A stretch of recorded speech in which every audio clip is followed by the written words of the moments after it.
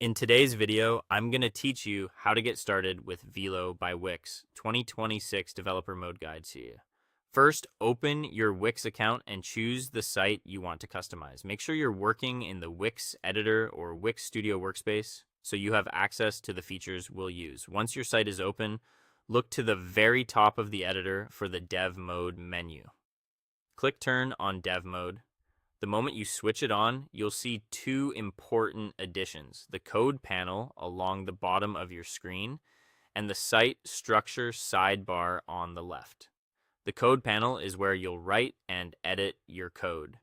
The site structure is your map for backend files, databases, and public code, helping you keep everything organized. Now choose an element on your page that you want to make interactive, like a button, input field, or image. When you click an element, the Properties and Events panel appears, usually on the right or bottom. Here you'll see the element's unique ID, such as #button1. That ID is how your code targets exactly the right thing on the page. To connect behavior to that element, look under Events in the same panel. You'll see options like on-click, on-mouse in, or on-change. Click the plus icon next to the event you want. Wix will automatically generate a handler function in the code panel for you. This is your starting point, a ready-made place to write what should happen when users interact with your site. In the code panel, add your logic. Velo uses a friendly jQuery-like syntax with the WW selector to access elements by ID.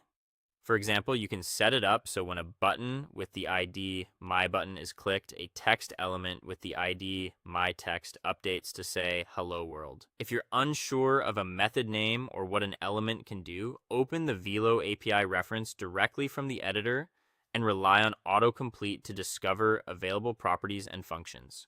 When you're ready to try it out, click Preview at the top right. This runs your site in a safe environment where your changes aren't public yet. Open the developer console at the bottom to view errors and use console.log to track what your code is doing step by step. Once everything works the way you expect, click Publish to push your custom interactions live.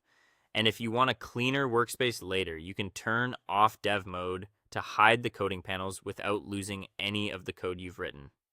That's all for this video. Thanks for watching, and I'll see you in the next one.